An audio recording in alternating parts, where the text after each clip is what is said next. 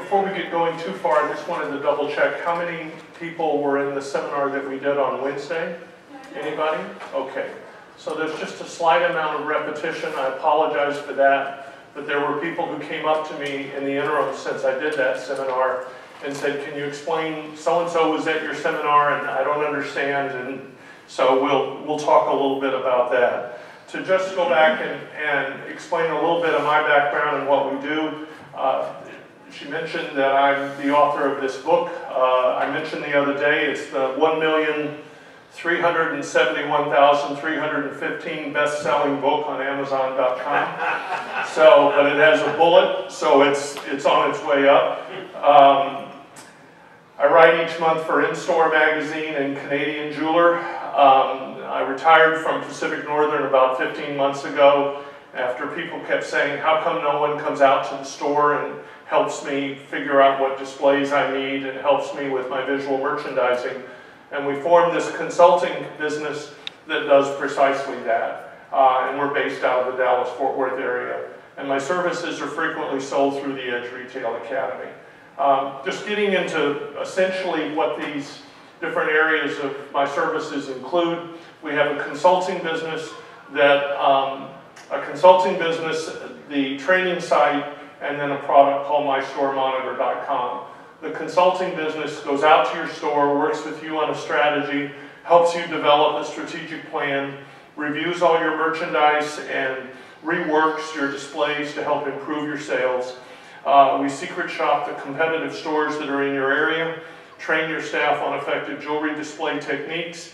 If you need new displays, then we order those, and I get discounts from all the display companies since it seems like I worked for them all at one point or another in my career. And we pass those discounts along. Fee for this is $3,000 plus expenses, and obviously there's a 100% satisfaction. We typically end up, I think our record so far was a 270% increase in diamond sales at one store after we left, but typically we end up with a 15 to 20% increase in sales as a result of the exercise. Effective Jewelry Display is the name of the book, but it's also the name of a new website we've developed that's kind of a one-site, one-step online information center for people who are interested in jewelry display. This seminar will be on there and be capable of being downloaded next week, so if you don't want to take a lot of notes, you can go onto that website the middle of this upcoming week and download this whole seminar, as well as download the one from Wednesday.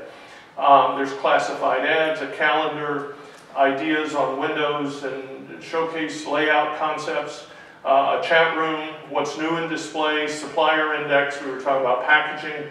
There's a list on there of all the Chinese and European and a great leather box company out of Great Britain, different supplier indexes, a glossary of terms.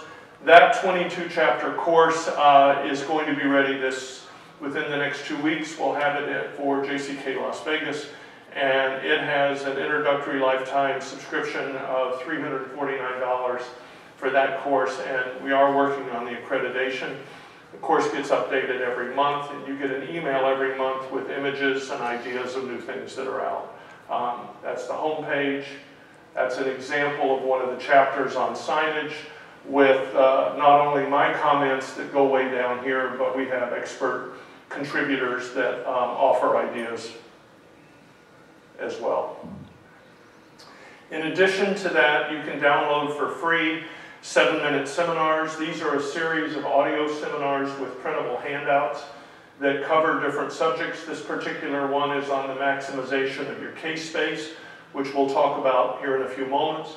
But you can print these, download them, and play the audio during your sales meeting at your store. Let everyone share.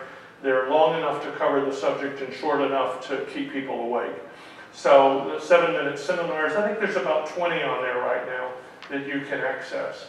The MyStoreMonitor product is a very popular product that we offer. It's a 75-slide presentation that you use on the monitor in your store. So if you have a TV monitor on the wall, instead of using a flat drive that has 5 rings on it that run over and over again, we send you a flash drive and you download 75 images that run each month. The 75 images include 25 that are personalized with your store, have your services, your lines, your affiliations, your hours, your Facebook page. 25 more that are 4Cs and interesting facts and diamond shapes and metal types and celebrities wearing jewelry, and then 25 that are month specific. That would have birthstone information for this month and the next. It would have Valentine's or March Madness or Halloween or back to school, and that gives it a timeliness. And the charge for that entire service is $139 per month after a one-time setup fee that includes your first show. And there's some examples of some of the, they're not meant like that. I think that has to do with this projection. But if everybody likes that, maybe we could start making them that way. But after this seminar is over, if you'd like to speak to me, this is my phone number. My contact information is on the handout that we did. And I'm more than happy if you have particular questions or problems in your store, have a particular situation, take photographs of the showcase that you're having a problem with, or your window, or the layout. Send me those photographs. We can schedule a free online telephone conversation to talk about the challenges that you're facing, and then we'll try to come up with some specific suggestions. I mentioned that you can download this seminar after the middle of next week off of our EffectiveJewelryDisplay.com website. So let's get into the meat of the subject. But before we actually begin, I think it's important that we get a couple of ground rules covered. The ground rules are very simple. The only purpose of a jewelry display in your store is to sell the jewelry. It's not there to be pretty. It's not there to match everything else. It's not there to make your suppliers happy or make Betty Lou, who sets up the showcases, happy. Its only role in being there in your store is to help you sell the jewelry. And good displays take planning, and they take a concept that you'll hear from me several times today, which is intention. You have to have forethought, you have to have a plan, there has to be some intent that you came up with when you put this display together. I don't like to have stores, or I find stores are unsuccessful when the displays have been put together by happenstance. If you put a display together as part of an overall strategy and with intention, you'll find they'll be more successful. A good display has intention. A great display sells lots of jewelry. And buildings, as I've often said, that show a lot of jewelry but don't sell it are called museums, and that's not where we want to be. So question number one comes in, and that is, what can I do to make my displays more effective? Well, the answer is specifically that, to use intention in every single showcase. Decide which item it is that you want most to sell in that case, and then display it accordingly. And most importantly, track the results of what you had insofar as sales are concerned before you made that change. Make the decision that you're going to change the way you've laid out this showcase for 45 or 60 days, and then you're going to go back and measure the results after you made that change. It's futile for you to make changes in the showcase and not have some metrics set up that allows you to see whether that was a good idea or not a good idea. To have everybody say, oh, I like it better that way, doesn't work. What matters is, did we sell more as a result of that? So making sure that we set our baseline level, and if you have Focus or Edge or any of the software programs that allow you to analyze your business on a regularly scheduled basis, that would allow you to go back and take a look at what your sales were for a particular category of merchandise during a particular period, make your change, and then go back and see whether or not it worked. We're in a perfect time of the year to do this after Mother's Day is finished, because we have June, July, August, and September. So we have enough time there. If we were to make a change in the way our showcases were arranged, let's say after the Mother's Day selling period is over, we'd have 60 days to test that new change. That would be what, the middle of June, middle of July. In the middle of July, we adjust it. And we try that for July and August, so that we know come October the 1st, we already know which programs, which strategies are the best. Because come October, we don't want to be experimenting anymore. We want to be getting ready for the holiday selling season. So we've got time to have two periods of testing that occur over this summer when we can try these different ideas out. So here's what I suggest you do. I suggest you go home and you ask your, not this moment, wait till I'm finished, and then ask your team, why do we do it this way? Walk up to the showcase and ask the question, why do we arrange this case this way?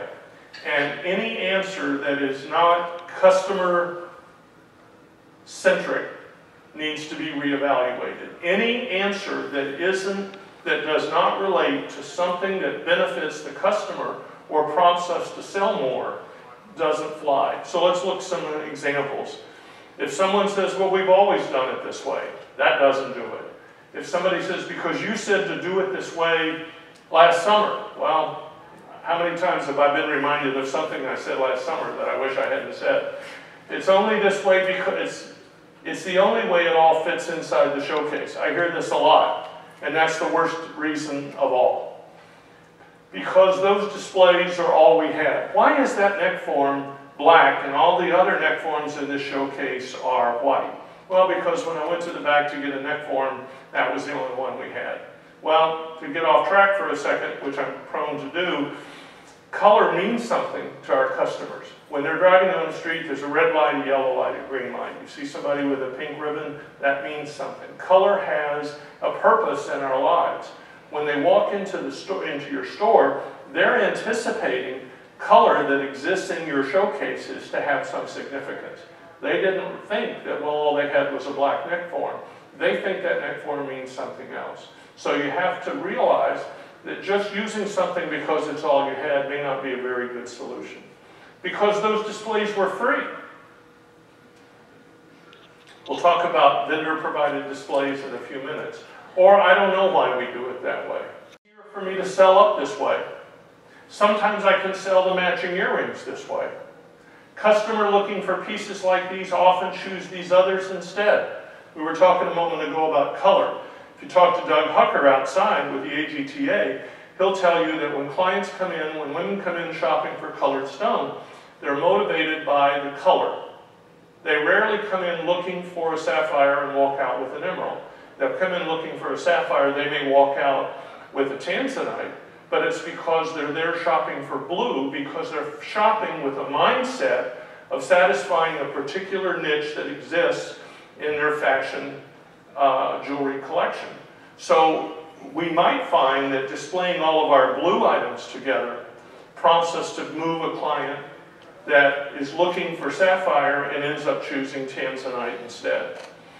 And then one of the greatest ones, and we can talk about that as well, is I don't have to move the customer all around the store when the cases are organized this way. And this goes back to my earlier seminar that I urge you to download and listen to, where I'm talking about a reorganization of your bridal case away from the vendor of where you bought it and built more around the individual styles of the ring, because that's how people shop for it.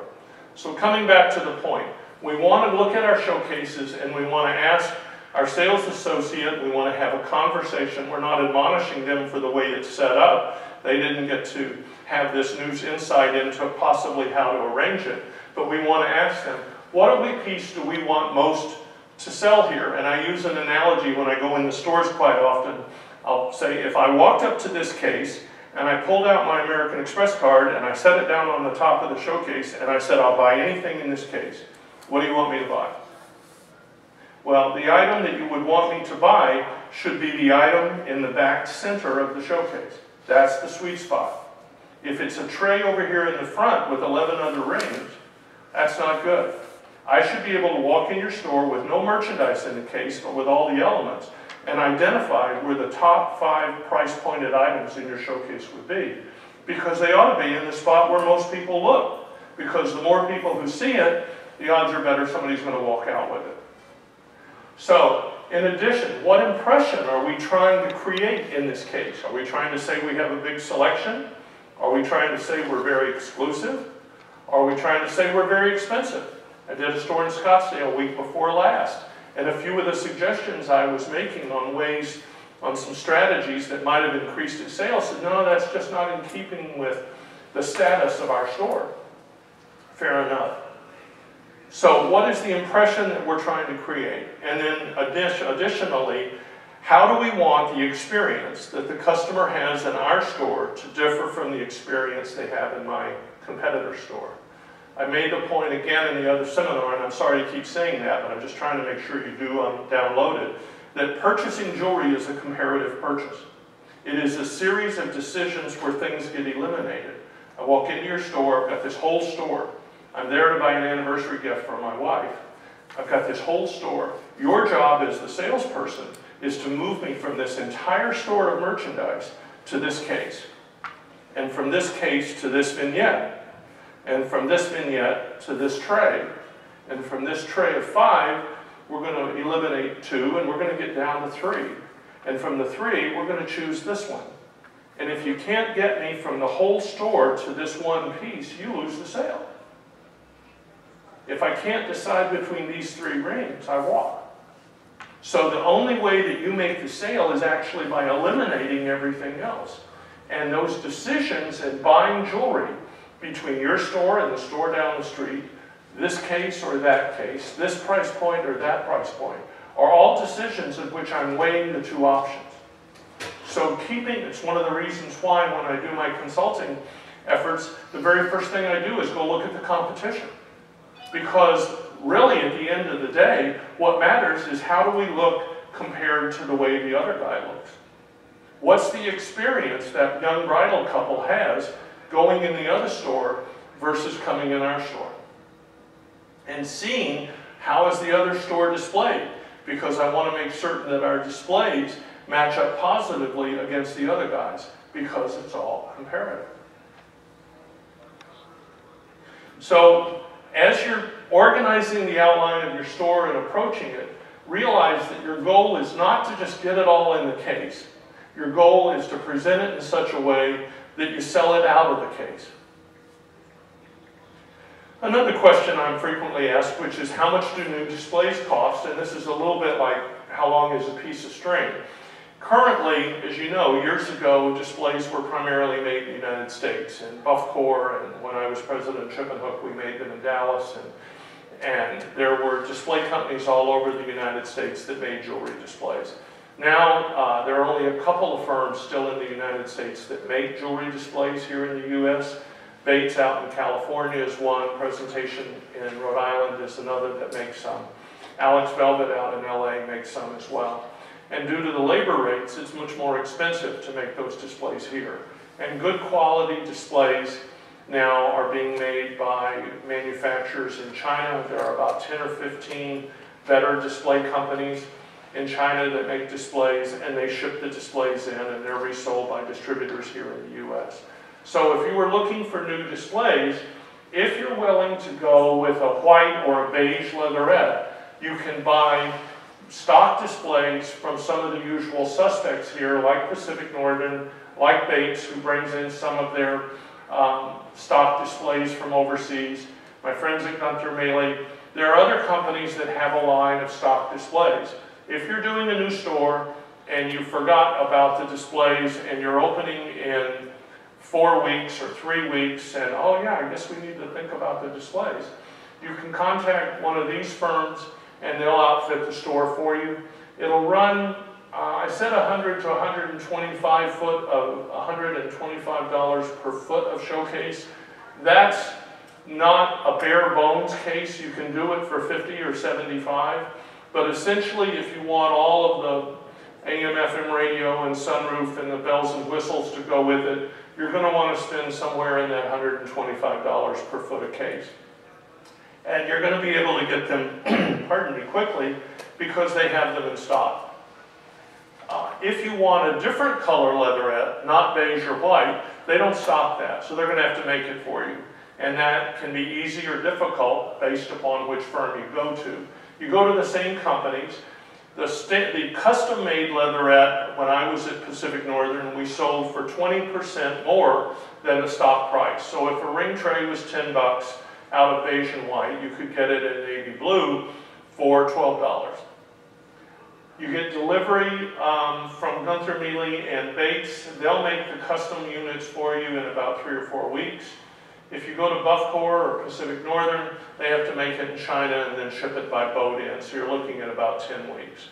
That's for a custom color of the leatherette. If you like the suede materials are also available from pretty much the same people. I added Alex Velvet in because he does a real good job with suedes. But here you're looking at $150 to $250 per foot of case. Going back to my analogy of the Pacific Northern days, the $10 beige ring tray is $12 in navy blue leatherette. It's $13.50 out of the Charisma suede. So delivery again depends, 3 weeks if it's domestic, 10 weeks if it's overseas. If you're looking for a better looking showcase, what I recommend strongly, and I've done on probably a third of the projects recently, is I'll go ahead and use the beige displays from one of these vendors, but instead of doing the floorboards out of beige, I'll do the floorboards out of the Charisma material. The Charisma suede has a much different texture than the leatherette. When you have a leatherette display on a leatherette floorboard, particularly if it's white, it looks like it belongs in a hospital or a kitchen. It's a very clinical, very cold type of a look. If you take those beige leatherette displays, put them on a Charisma floorboard, now you've got the shiny leatherette, more or less shiny leatherette, but you've got a surface that doesn't reflect the light. That textural difference adds a nice look to it. And just for the record, I'll go back then and I'll make some individual ring fingers and some earrings and stuff out of the same color Charisma that I made the floorboard out of. So now those are my highlight pieces. So in the back center of the case, with intention, because that's the sweet spot of the case, I'm taking the color that I incorporated as part of the floorboard. I'm making a couple of ring stands and a couple of items, maybe 6 or 8 in a 6-foot case. Those are the 6 or 8 pieces. Intention again, that I want most to sell. And since color means something and texture means something, by putting those on those items in the back of the case, I draw more attention to them. So they are set apart as being special. Okay, so what color displays should I use? Well, a lot of it depends. It depends upon what the competition is doing. Shane Decker said yesterday in his seminar that you don't want to use the same words in your sales presentation that the guy down the street uses. Because if you're a couple's in, they've been to 2 or 3 other stores, they're looking at your diamonds compared to the other guy's diamonds, and you say, boy, isn't this pretty? And the guy down the street said, isn't this pretty? And the other guy said, isn't this pretty? You're not setting yourself apart. Reminds me, I think I included a slide in this, but if you'll take out a business card and you'll write the word 25 on it, or just give me your card and I'll send it to everybody. There are 25 adjectives that QVC uses that have more emotion, that conjure up more emotion for their online salespeople. I'll send you a list of what those 25 adjectives are. They're more like spectacular and dazzling and brilliant, and they're words that have more power than, well, ain't that pretty? So we want to make our store different from the store down the street. It's particularly important if you're in a mall, because people shop in a mall and don't remember what store they went into. So consequently, the guy down the street is white, or down the mall is white, and you're white, well, it was all the same. You know, it's hard to remember. So we want to be different than the competition. A question is, how long are you going to keep them? I have clients. I had a lady, I did a seminar in Atlanta a couple of years ago, and someone had asked, how long do displays last? And, you know, that's a hard question to answer. And I said 5 to 7 years. And she came up later, and she said, well, I just want you to know my displays have lasted a lot longer than 5 or 7 years. She said they've lasted about 20 years. And I said, boy, that's really great. What's your secret? And she said, well, I bought these. They were black velvet. And she said, every time they start to get dirty, I just take them out behind the store with a can of spray paint, and I paint them a different color. And I pictured 5 coats of Krylon spray paint over this velvet. And she was so proud of herself, I didn't have the heart to say, how's that working for you?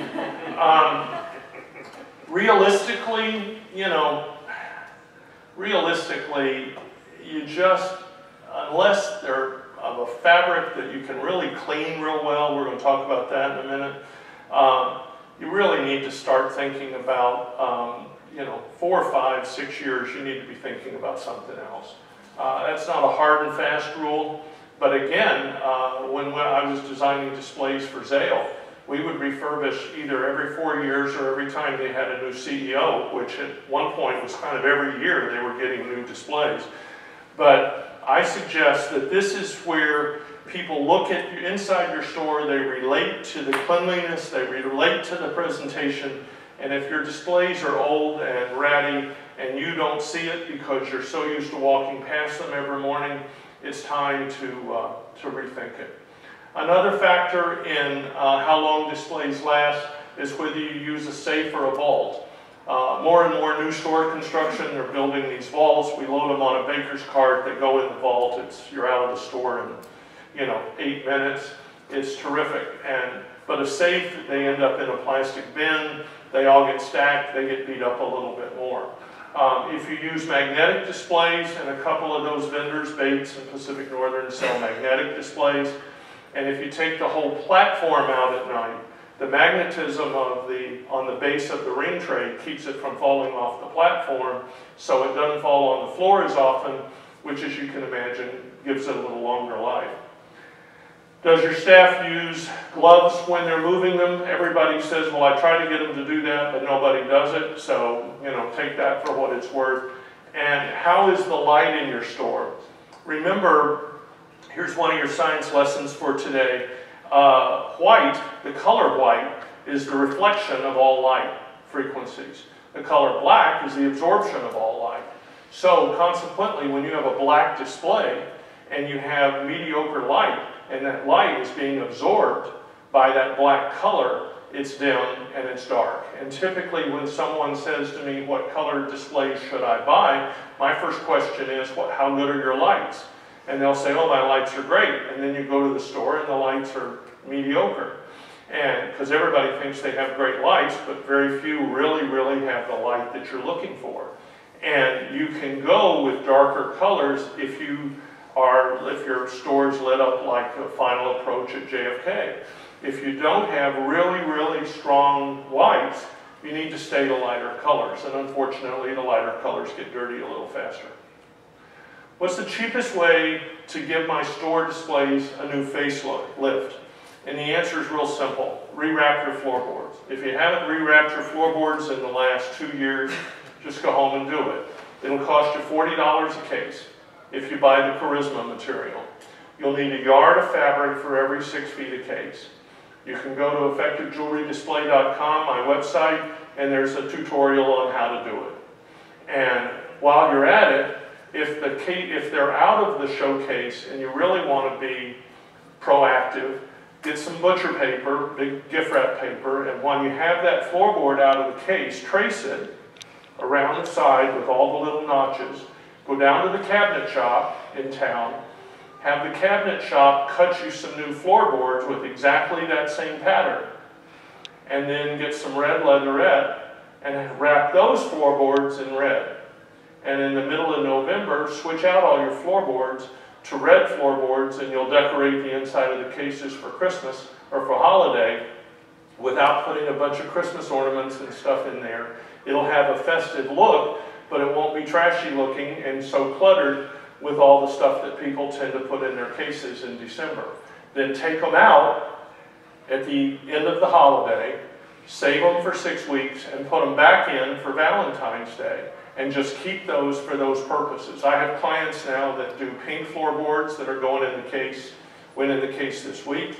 I have clients that do autumnal type colors that they'll put in September and October. It's a great opportunity, inexpensively, for you to give your showcases a seasonal look and make your cases look different for 40 bucks a case. And there's not a lot of things that are quite that inexpensive. How do I lay out my showcases and arrange my merchandise to increase my sales? Well, number one, this is really important. Display your store for where you want it to be. Don't display the store for where you are now. If you're a $2 million store, you want to be a $3 million store, look like a $3 million store. It's easier to get your sales to $3 million when you look like it, instead of looking like a $2 million store that's overreaching. You have to turn around and ask about your selection, about the way that things are arranged in your store, and does this look like where I want to go? I use the analogy in my other seminar. Since I'm from Texas, you have to have a gun in my seminar here somewhere. So the principle was like shooting ducks. You don't shoot ducks by shooting where they are. You shoot ducks by leading them to where they're going. So we're going to challenge you to design and lay out your store to be the store you want to be, not the store you are now. A good start in this process is determine your target sales per running foot of showcase. This is not square feet of selling space by how much you sell. That is a little too nebulous for me. Instead, what we're going to do is we're going to take your total store sales of merchandise, but not including beads or repairs or special orders, whatever that is. Then we're going to add up the total number of running feet of showcase space you have in your store. So if you have 10 6-foot cases, that's 60 feet. Then you're going to divide your sales by the number of feet of case you have. So in this store with $750,000 in sales and 50 feet, I just did it because the math's easier for me. Another Texas result. 750, 50 feet of case, $15,000 worth of sales per foot of showcase. Per foot, for every single foot. So what does that mean? That means currently, right now, on average, every 12 inches sells $15,000 worth of merchandise to stay even. But that's not where we want to go. Where we want to go is we want to go greater than that. Let's also look at what about the gross margin. For the 15,000, JA will tell us that an independent jeweler's average gross margin is 50.1%. That $15,000 in sales has got to make you $7,500 in gross margin that you can pay your staff out of. That's after the cost of goods. So consequently, now we're at $7,500 for every 12 inches. And if you want to grow your store by 20%, then that $7,500's got to go to 20% higher than that number. Making that realization and using that when you walk around and you're looking at vendors that want to give you a free display that's this big, do the math. How much of this am I going to sell? And is that going to help me with my average or hurt me with my average? When I'm looking at my pearl case and I realize that I've got 8% of my store is occupied by pearls, but they're 2% of my sales, maybe I need a pearl half case instead of a pearl case. But at least you're back to the concept of analyzing and applying, there's the word again, intention to how you've allocated the space in your store.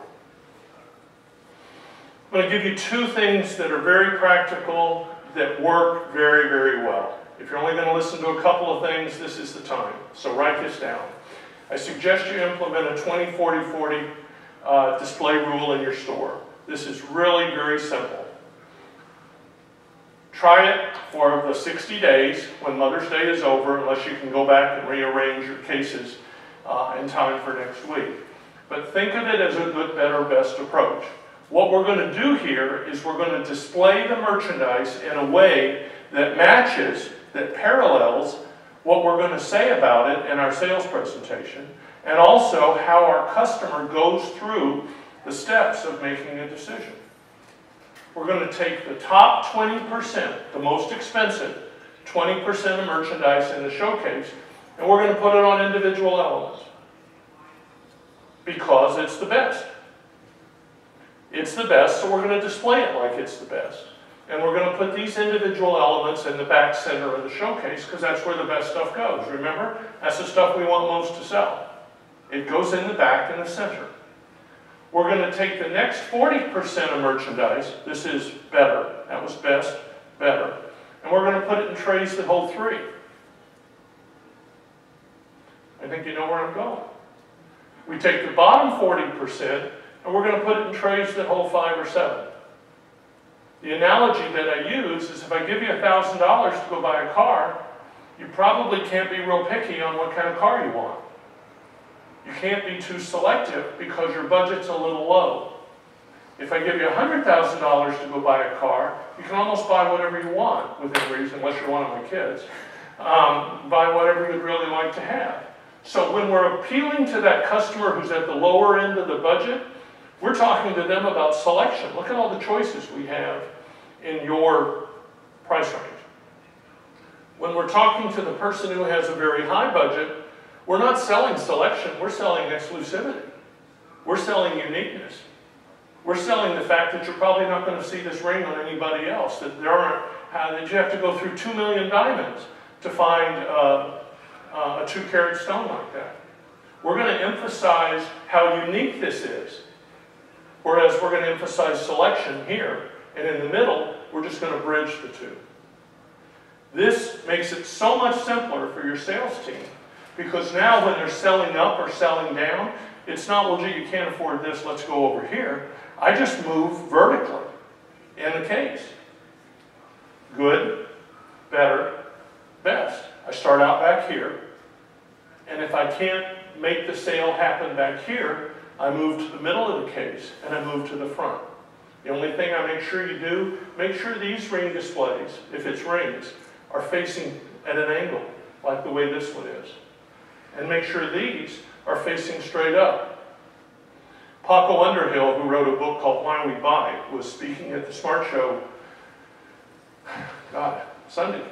And he was talking about people who, how we put people in unnatural positions and expect them to be comfortable and shop.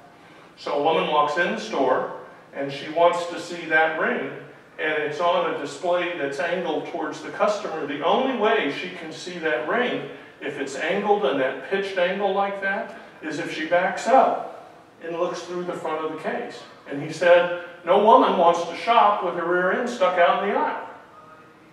So organizing the case this way, good, better, and best, and doing it in every single platform in every single case. Doing it with the sapphires, doing it with the pearls, doing it with the diamonds, doing it with your bridal. It makes the whole thing flow a lot simpler. So if you had 50 rings, that's 8 or 10 on individual elements. That's 21 pieces in trays of 3, or 20 to 21 pieces in trays of 5 or 7. You may need to order some new displays. Trust me, if you rearrange it this way, you'll pay for them in 2 weeks. So this display strategy matches the mindset and the buying motivations of the customer. And we use those tendencies to help us sell. Here's the other great idea. And you just have to send me an email after you implement this and let me know if you've raised my average or lowered it. We live not too far from a Lowe's, and I think we're personally responsible for the fact that they're making so much money, because we're there like every Saturday and Sunday buying plants to replace the ones that died that we bought last week, and buying all kinds of stuff. And I walked into Lowe's about a year ago, right before the holiday, and they had the center aisle of the store all arranged with all these boxes of stuff that were great holiday gift ideas. And we've got a bunch of grandkids, so one of them was a little $7 build-it-yourself birdhouse kit. And then there were drills, and there were power tools, all the way up to these stainless steel toolboxes with XM radio and, you know, light walls, and $3,000. And if my wife had been in that store shopping for a Christmas gift for me, and if that was where she wanted to buy it, she didn't have to walk around the whole warehouse. She could walk down that aisle, and here were about 30 things that she could pick from, and she could take this item, go up to the case, be out of the store in 5 minutes, and have done that holiday shopping. So I was on my way to a real nice store in North Carolina, and we were trying to look at a strategy for their holiday, and we came up with a top 10 list of great gift ideas. So we went around the store and we chose 10 things that would have made a great holiday gift. Now, the truth of the matter is it may be a little too late, unless you're real fast, to do this for Mother's Day when you get back. But after Mother's Day is over, you don't really have anything to speak of until the holiday season. So you want to do it with an anniversary birthday, because those work year-round. Does that make sense? Choose 10 items that would make a great Mother's Day or anniversary or birthday, and in October we're going to do this for holiday. Pick those items from all around your store. Make sure they go from birdhouses to stainless steel tool cases. Don't be afraid. One of my clients did this. One of the top 10 items was a $27,000 diamond ring, and they sold it. So don't talk yourself out of that big ticket item. Make a small tent cart. Go down to Office Depot or Staples. Buy the little place card stationery. It's not quite this big. But those little place card for like a table dinner party.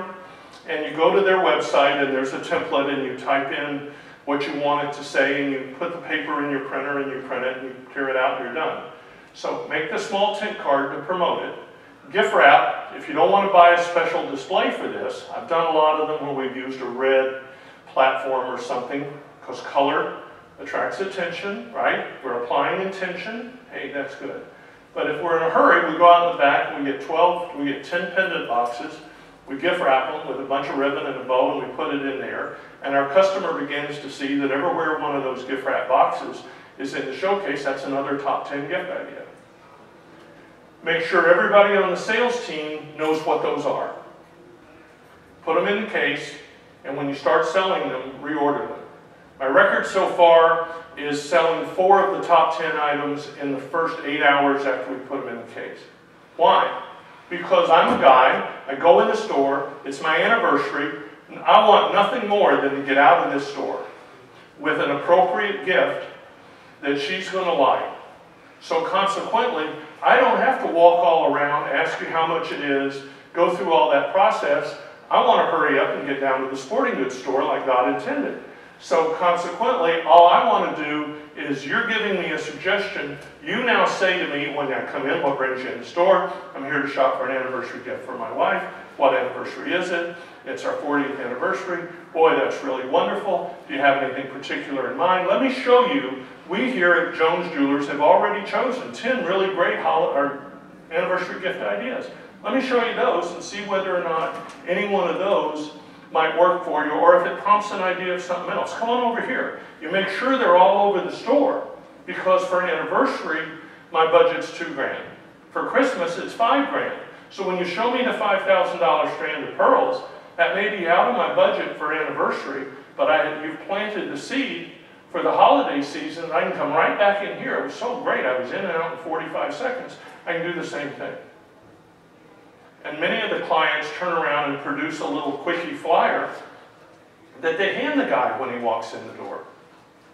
And for goodness sake, when you sell one of them, put another one there.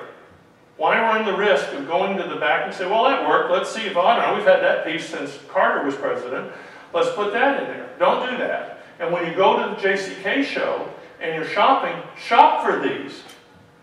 Go with intention to buy these items. Walk around, call your favorite vendor, say, here's the deal. I'm looking for a sapphire pendant I can sell for $19.99 in my store. I'm going to stop by your booth on the first day of the show. I want to see 5 or 6 really good choices of sapphire pendants that I can buy from you for $1,000 that you have as a stock item that when I call you the 20th of December and order 4 more, that you're going to have. Don't discount this, because you're going to sell more of it. Why in the world would you cut your margin on something you're going to sell more of? If you implement this program in your store, I think you'll find that it'll work real well. Yes, sir? So how do you choose your price points, or are you going to get to that for the top 10? I mean, how do you use your Edge. If you're an Edge client, you use the Inventory Performance by Category report, which is a wonderful report that's a little bit like the blood work that doctor gives you when you go in for your physical. It tells you everything. I mean, we do that to analyze where we're going. Here's what we ended up doing at this store, an $8,470 Forever Mark piece. This store went ahead and actually produced top 10 gift ideas. The name of their store, this is an OSPI piece that we put adjacent to it.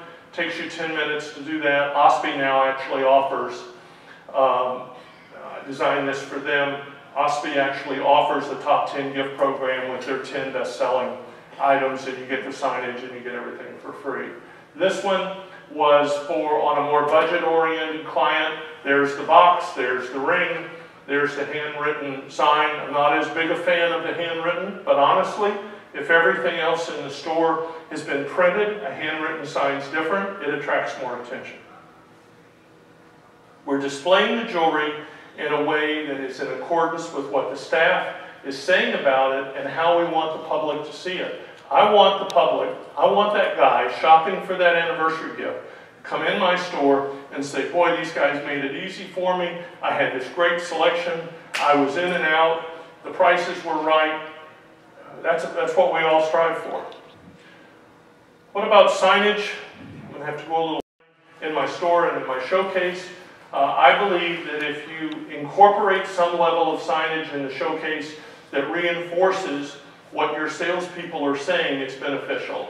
You've watched these slides, you've read up here while I've talked to you. If I had no slides, you'd be having to follow me on my words alone as opposed to having it reinforced by a second sense. If there's signage, selective signage in your showcase that reinforces what your salespeople are selling and makes it not only audio but a visual stimulation to the client, that's a good thing. And also, one of the things that's worked out very well for us is doing a sign in the case that outlines the financing terms of items in a showcase. I don't know about you, but there are not an awful lot of kids that I know that are 24 who paid cash for their new BMW. They don't pay cash. They pay for their house on a payment, or their apartment by a payment, their phones by a payment, their car they make a payment, and you want them to spend $20,000 on a diamond in your store and want them to come up with all the money at one time. If instead, if we're going to offer financing, let's offer financing. Let's say that at $2,000, it's $167 a month. We implemented this at a store in LA the other day. The guy moved the lady from a $700 purchase to a $2,700 purchase, and the words were exactly the same words they would have used at the BMW dealership. Well, gee, honey, it's only, $40 a month more. I can have that one instead. Sounds a lot like the radio sunroof logic. So having these signs produced with whatever your financing vehicle is of choice allows you to save that client being embarrassed, saying, well, how much is that? Well, do you know how much that is per month? You got to go get the chart and you look it up. Well, that's how about that one? How much is that one per month? Now all of a sudden, you've lost all the momentum of the sale while you're busy interpolating off of a payment chart. I mentioned we do these, My Store Monitor, we do a lot of these with price-pointed merchandise in them as well. That's a great item. We talk a lot about incorporating price. I stuck these in here just before I started. This is a display I did for a client the other day in which we had ring towers and ring stands. It's really kind of cool. The ring tower, I don't like the ring towers with the little metal tabs because they don't work. After a while, they're sprung and the ring falls over. But here the metal tab is not moved. And we actually have a drop-down door in the back so that the tag hides underneath this. And on the ring tray, they stick through the bottom of the tray. So I incorporated these in this. This is really, not really signage, but give me a break. Okay, what kind of lights are the best to use? LED lights with 4,000 to 5,000 Kelvin for overhead and inside the diamond cases. Buy these lights with a 5-year warranty. Don't buy cheap LEDs. And they're going to be used 10 hours a day, 6 days a week. Lights from my friends at Lowe's work well. In fact, they don't work all that well in the bookcases at home either, but they're made for that where they're on a little bit. You have an industrial situation in your store, you need industrial grade lights. And make sure that you use lights that enhance the diamond when it comes out of the case, not just when it's in the case. And don't mount your LEDs higher than about 5 or 6, 7 feet at the maximum above the top of your showcase. Not above the floor, above the top of the case. Honestly, the guy I use is Howard Gurrock at Econolite in upstate in Westchester County in New York. Send him the plans. I've never had to apologize for one of the designs that he's done, and all of his lights have that 5-year warranty to them. When should I use vendor-provided displays as opposed to my own store brand?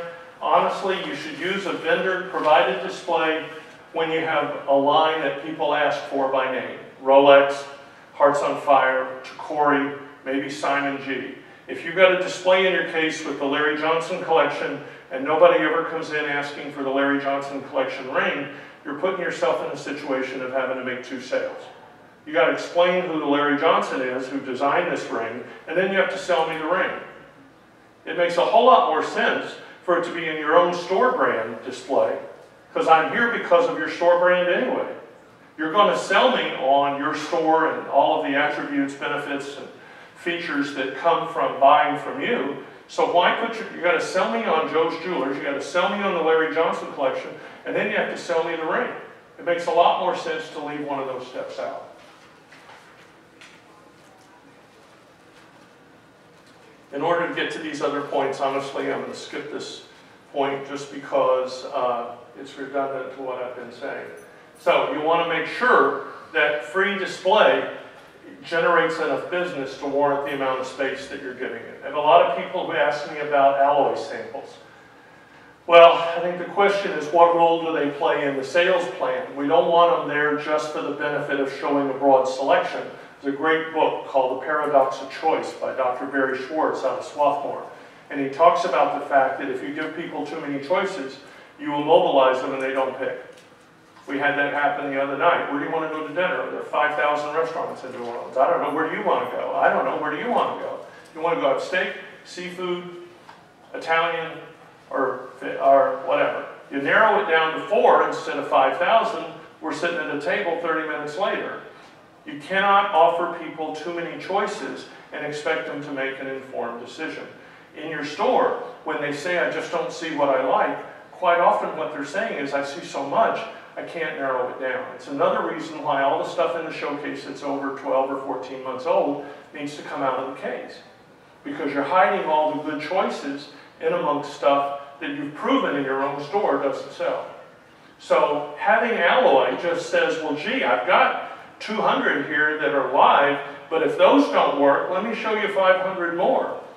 I just don't like to go there. If you do use them, don't put them too close to your live goods. Don't show so many that it confuses the customer.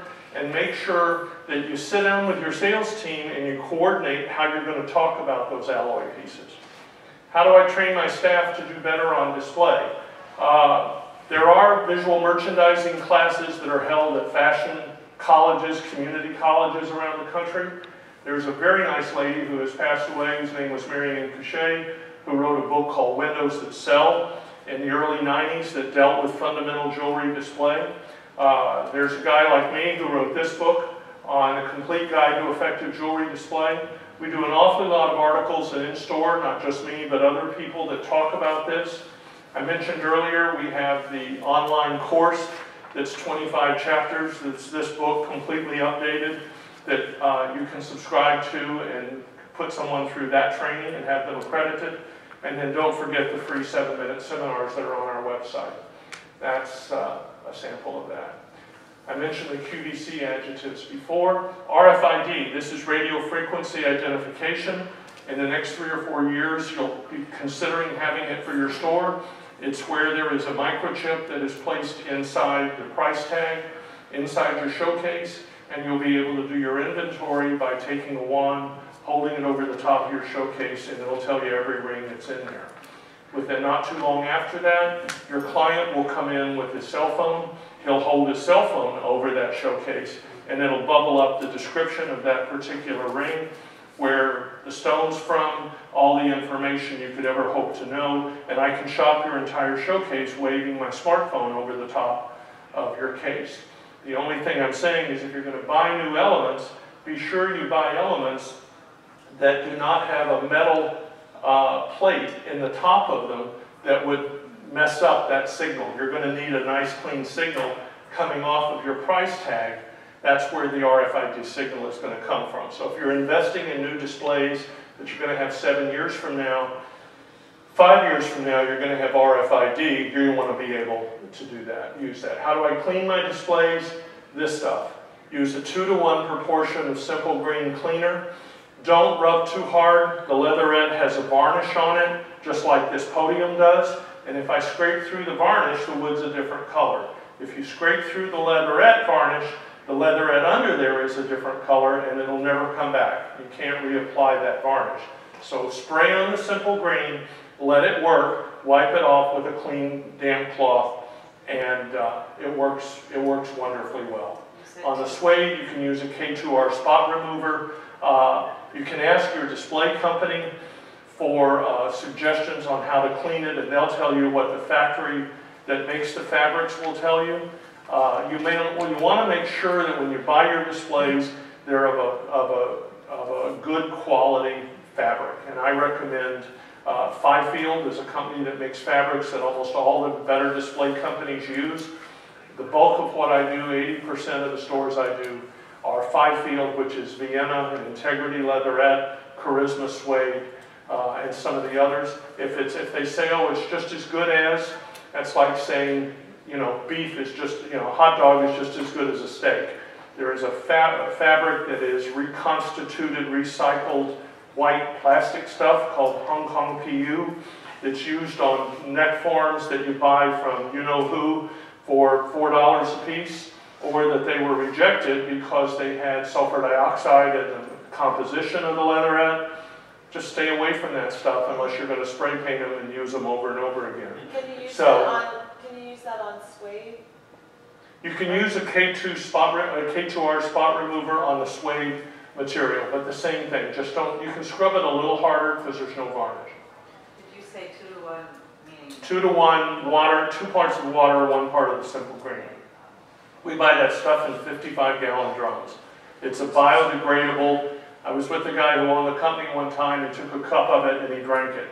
He had an auto show. It's originally a degreaser. He had it filled in an aquarium with tropical fish swimming in it, and yet it will take the oil off of a jet engine. It's just an incredible product. It was originally designed for cleaning coffee pots, so instead of the vinegar, you run this stuff through it, and then the coffee tastes strange until all the junk gets built back up in it again.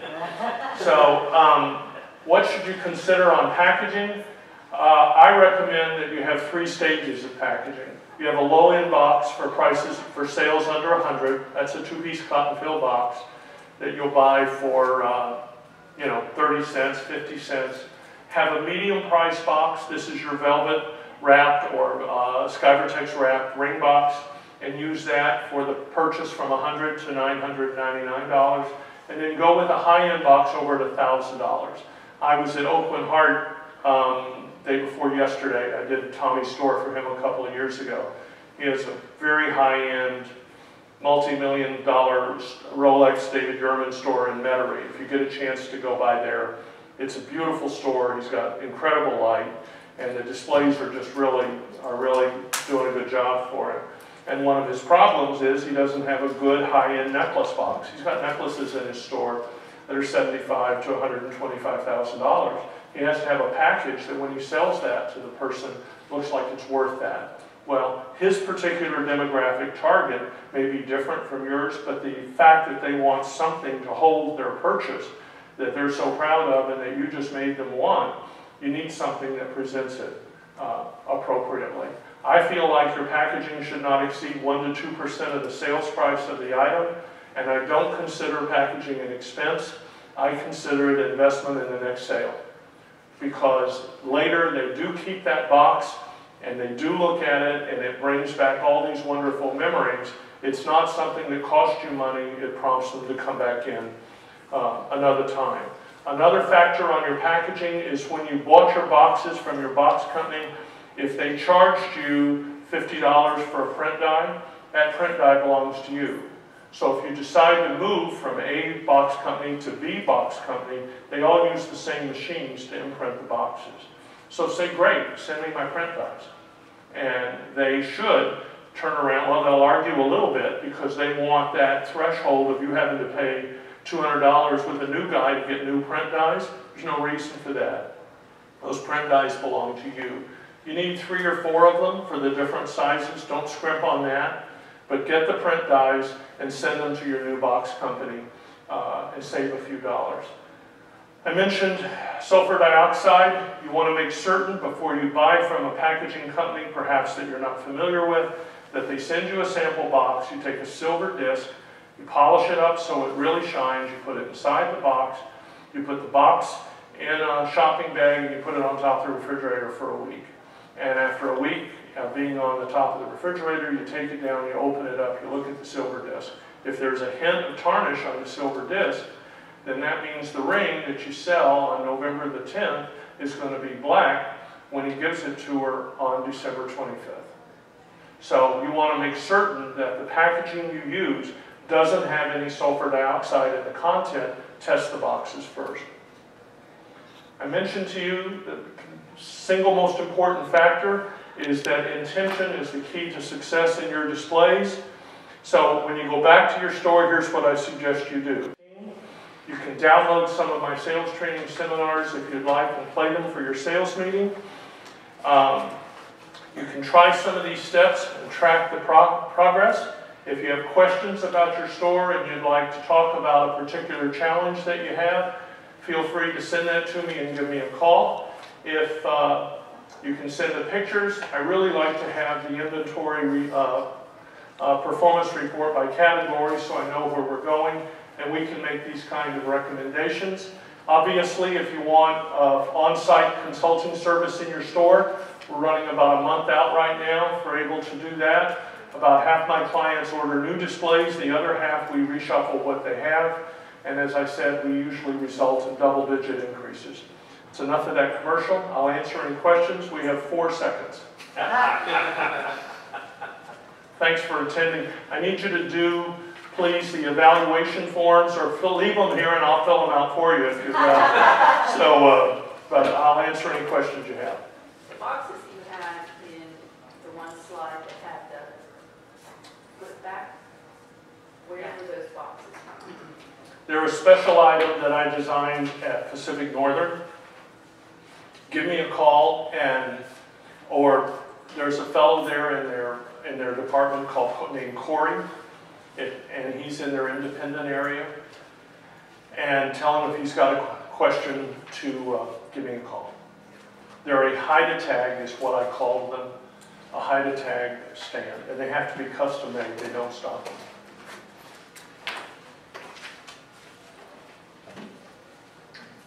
If you'll give me your card, I'll send you those packaging names.